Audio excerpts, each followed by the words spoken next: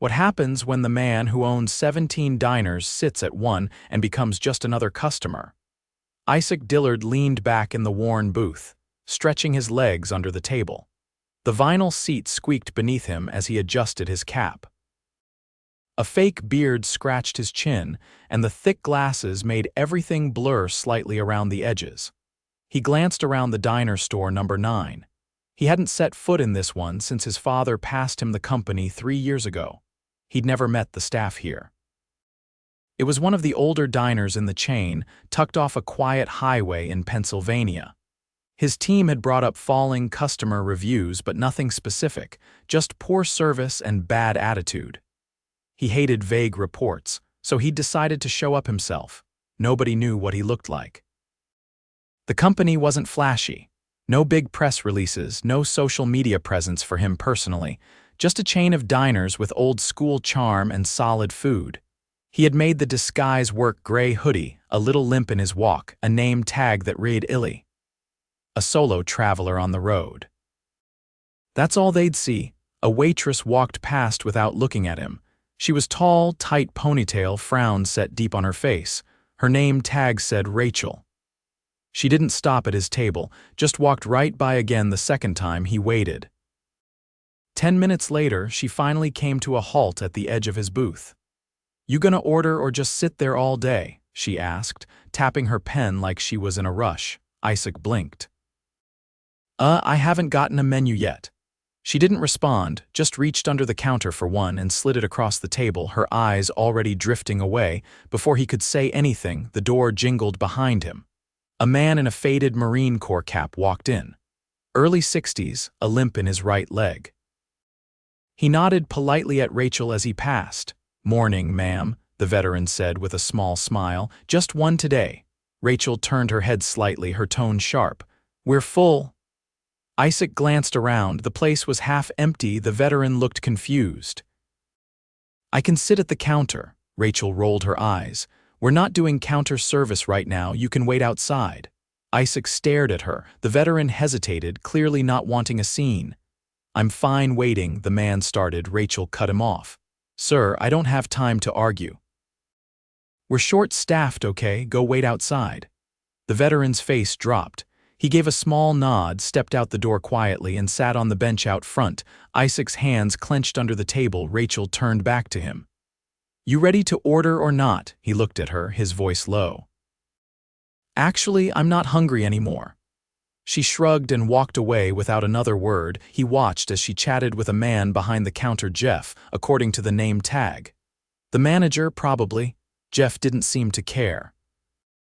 He was scrolling on his phone, occasionally glancing up, but doing nothing.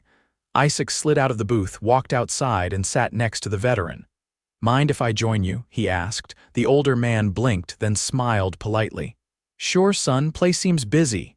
"Not really," Isaac muttered. "You come here often?" "Used to, not much anymore. Service got different." Isaac nodded. "They always treat you like that?" "Not always, but that one," he motioned toward the window. "She's rough. One time she told my buddy to go eat at a shelter if he wanted a discount." Isaac's jaw tensed. "I'm sorry about that." The man said. "Can't expect much these days." Isaac stood. "You hungry?" The veteran looked surprised. "Sure. I'll take care of it," Isaac said. "Just give me a second." He walked back inside, straight to the counter. Jeff looked up. "You forget something?" Isaac gave a tight smile. "Yeah, I forgot how it feels to be told to leave a place you own." Jeff blinked. "What?" Isaac pulled off the cap, glasses, and fake beard. The room went dead silent. "I'm Isaac Dillard. I own this diner. And I just watched your waitress kick a veteran out of my restaurant." Rachel froze mid-step, her face drained. I didn't know who he was," she stammered. Isaac stepped forward. "That's the problem. You don't need to know who someone is to treat them with respect." Jeff opened his mouth, but Isaac cut him off. "Save it. We're gonna talk. Right now." He pointed to the back office. He turned to a young waitress wiping down tables nearby. "What's your name?" "Savannah," she said nervously. "You're in charge for the next 30 minutes. He glanced at Rachel. "You, office, now." And with that, he pushed the door open and walked in without looking back. The office door closed behind them with a dull thud. Isaac stood near the window, arms folded, watching the parking lot outside. Jeff dropped into the chair behind the desk, legs spread wide, like this was just another routine conversation. Rachel hovered near the door, her arms crossed, shifting her weight from foot to foot. "Sit," Isaac said, not looking at her. She hesitated, then lowered herself into the chair opposite Jeff, eyes darting between them. Isaac finally turned. "What's going on in this diner?" Jeff leaned back with a shrug. "We've had a few rough weeks, some callouts, truck delays. I'm not talking about inventory," Isaac cut in. "I'm talking about people being turned away at the door when there are plenty of open seats. A man who wore the country's uniform sitting outside because your staff couldn't be bothered." Rachel leaned forward. "I didn't know he was a vet." "You didn't ask. You didn't care who he was," Isaac said. "You didn't even greet him like a person. That's not a staffing problem, that's a decency problem." Jeff scratched his jaw. "Rachel's been pulling doubles, she's tired, we all are." Isaac's gaze sharpened. "That man didn't ask you to run a marathon, he asked for a seat." "You didn't even give him eye contact." Rachel's expression hardened. "You think I enjoy talking to every random guy who walks through that door? Half of them don't even tip. I've been on my feet for 11 hours. "No one forced you to treat him like a problem," Isaac said. "And if you're so burned out you can't muster basic civility, why haven't you said anything to your manager?" She glanced at Jeff. Isaac turned to him. "Well," Jeff shifted in his chair. "Look, I try not to micromanage, I trust my people. I can't be on top of every little thing." Isaac stepped closer. "That wasn't little. That was someone being pushed out of a business I built on respect, and that's not the first time it's happened, is it?" Neither answered. "Here's what's going to happen," Isaac continued. "Rachel, you're done here. Collect your things." She stood abruptly. "You've got to be kidding. I've been here 4 years. And in 4 minutes you'll be out of uniform," Isaac said evenly. "You don't represent my company anymore." She opened her mouth, then closed it, lips pressed white. She muttered something under her breath and stormed out, the door swinging behind her. Isaac turned to Jeff. "You're not far behind," Jeff frowned. "I didn't do anything." "Exactly. You sat 10 feet from that scene and did nothing. You didn't step in, didn't apologize, didn't even look up from your phone. You're a manager. You're supposed to lead." Jeff leaned forward, voice low. "You can't expect miracles when we're running short every shift. I've been managing 3 schedules. Corporate keeps pushing numbers and cutting hours, and we're the ones left holding the bag." Isaac didn't blink. "Corporate hasn't cut hours here. I would know. I sign off on them. This location has the same labor budget it had last quarter." "So where is it going?" Jeff's mouth opened, but no words came out. Isaac's voice dropped. "I'll be pulling the clock in data and comparing it with payroll. If I find you've been ghost shifting hours to certain employees or cutting others unfairly, you're not just losing your job. You're getting reported." Jeff's voice cracked. "I wasn't trying to game the system, I was trying to keep the ones who show up on their feet. You want the place to run right?" "I want it to run right," Isaac said. "That includes fair scheduling, real oversight, and treating customers like they matter, not just the ones who tip." Jeff nodded slowly, shoulders sagging. "I'll finish out the day," he said. "Then I'll step down." Isaac gave a single nod. "You'll get your final check and your record. What you do after that is up to you." Isaac left the office and walked back into the main room. The air felt heavier now. A few customers looked up from their meals, sensing something had shifted. Savannah stood behind the counter, nervously pouring coffee for an elderly couple. Isaac approached her. "You handling everything okay?" She nodded cautiously. "I think so. Table 6 needs their check and we're low on clean mugs." "Give me the check. I'll run it," she blinked. "You, sure?" "I'm not above carrying a tray," Isaac said. She handed it over. "They've been waiting a bit, so maybe just—" "I'll take care of it." He walked to table 6, smiled at the couple, apologized for the delay, and handed over the check. The woman gave him a curious look. "Say, aren't you the man who—" Isaac smiled. "Just helping out today." He dropped off the bill and returned to the counter. "Who's in the kitchen right now?" Savannah pointed toward the back. "Lewis. He's alone." Isaac nodded and stepped through the swinging door. The kitchen was cramped, hot, and clattering with the sound of a single man juggling 3 pans and a grill. Louis was in his late 30s, sweat darkening the collar of his shirt, movements efficient but clearly rushed. "Louis," the man turned, surprised. "Yeah, I'm Isaac." "Owner?" "Oh," Louis said, eyes widening. "Didn't know you were here. I know, you've been working solo back here," Louis nodded. "Since 7. "That's not sustainable." "No," Louis agreed. "But Jeff said we can't afford a second-line cook on weekday mornings. Said corporate wouldn't approve the hours." Isaac's jaw set. "He's wrong, you'll have support starting tomorrow. We'll get someone to rotate with you, you'll be able to take a proper break." Louis gave a tired nod. "Appreciate that." Isaac stepped back out front. Savannah met his eyes. "You've been picking up slack for a while, haven't you?" She hesitated. "I do what I can." "You've kept your head down, stayed respectful. That doesn't go unnoticed." She flushed slightly. "Thanks. I'll be staying in town a little longer. For now, I'll work this shift with you." "Let's get through lunch rush." A small smile crossed her face. Together, they moved from table to table, clearing dishes, refilling drinks, checking on orders. Isaac washed mugs in the back while Savannah floated the floor. Word had spread quickly. Regulars started coming in, a few nodding at Isaac with faint recognition. He didn't stop to explain, he just worked. Outside, the veteran was still on the bench, arms crossed, watching the door. Isaac stepped out and held it open. "We've got a table ready, sir." The man looked uncertain. "You sure?" Isaac nodded. "Positive." They walked in together. Isaac led him to a booth near the back, poured him a fresh coffee, and left a menu in front of him.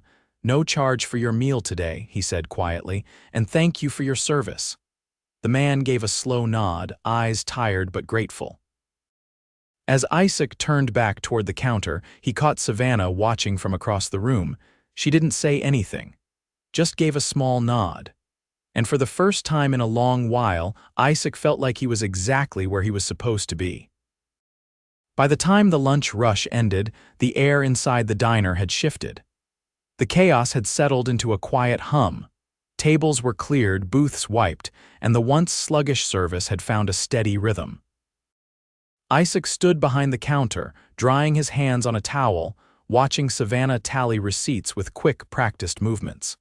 She didn't look up often, but when she did, she kept her eyes on the customers, checking drinks, gauging whether anyone needed something before they asked. It wasn't flashy. Just competent, intentional. He walked over. "You do this every day," Savannah nodded. "Every weekday. Sometimes I pick up weekends if someone calls out. You ever ask for a bump in pay?" She hesitated. "I mentioned it to Jeff last year. He said there wasn't room in the budget." Isaac leaned against the counter. "What are you making?" $11.75. He didn't answer right away. "I'll fix that," he said, then pushed off and made his way to the back. In the narrow hallway near the supply room, he found the break schedule pinned to the wall. 3 names were listed for the day shift. Only 2 had shown up. No coverage for the evening either. It was clear now why everyone was stretched thin. He pulled out his phone and dialed a number he hadn't used in months. "Karen," he said when the voice picked up, "you still doing weekend shifts?" A pause, then cautious laughter. "Depends who's asking. It's Isaac." Another pause. "Thought you sold the place." "Nope, just stepped back." "I need some help. Store 9's in rough shape."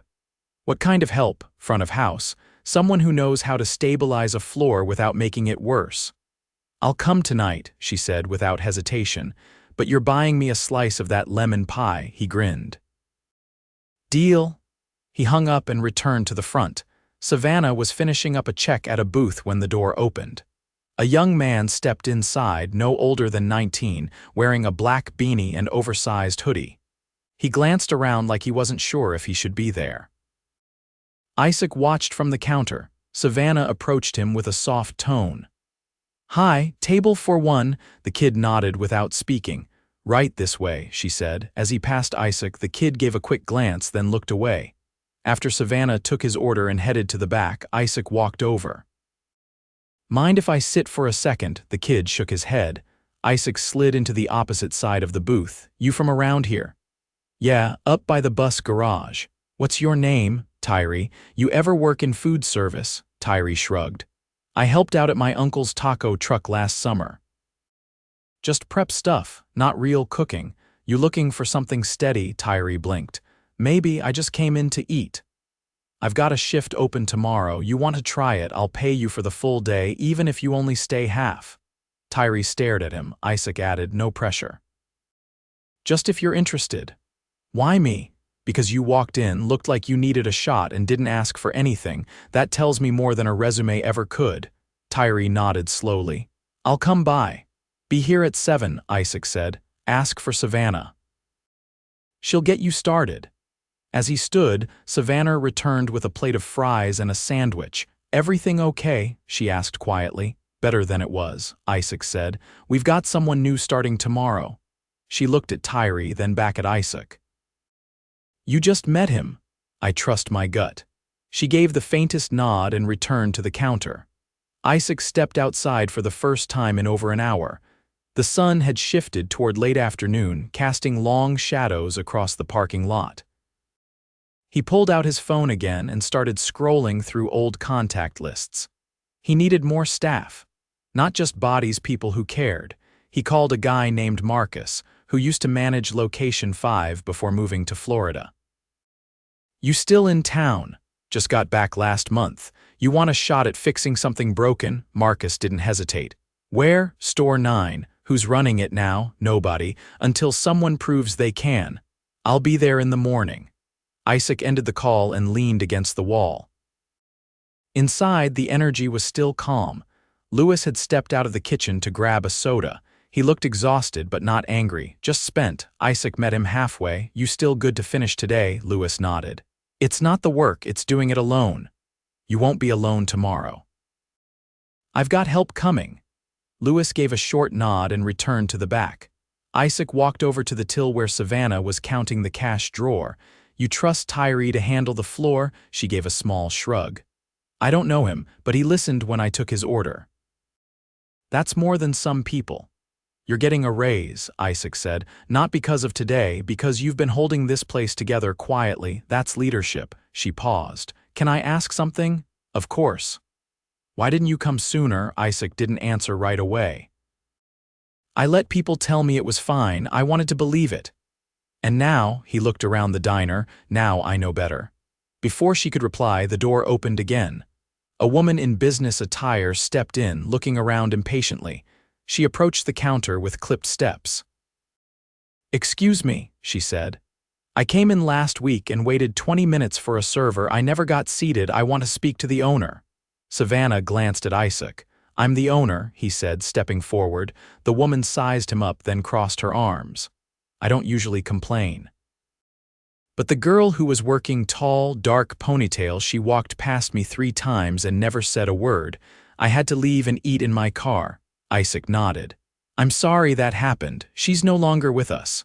The woman looked surprised. Oh, well. I didn't expect that. You were right to be upset, he said. All I can do now is make sure it doesn't happen again. She took a breath. Honestly, I appreciate you saying that. He motioned to a booth. If you've got time, I'll personally make sure you're taken care of today, she smiled faintly. I think I will, actually. As she sat, Isaac turned to Savannah. You seat her. I'll run the food. Savannah raised an eyebrow. You sure? I'm not leaving yet. By early evening, the diner had a different feel. Karen had arrived just before 5, her presence sharp and no nonsense. She didn't need instructions. She walked the floor once, took stock of the staff, and got to work. Within 30 minutes, she had the flow moving like it had when the place first opened. Isaac stood near the kitchen, passed through, watching her reset the tempo. He finally allowed himself to breathe. The damage wasn't over. The problems weren't fixed, but the bleeding had stopped. He stepped aside as Tyree came walking back from the bathroom, eyes scanning the room. You still coming tomorrow? Isaac asked. Tyree met his eyes. Yeah, I think I want to. Isaac nodded once. Good. As the sun dipped below the tree line, painting the windows with soft amber light, Isaac returned to the counter and helped close down the register.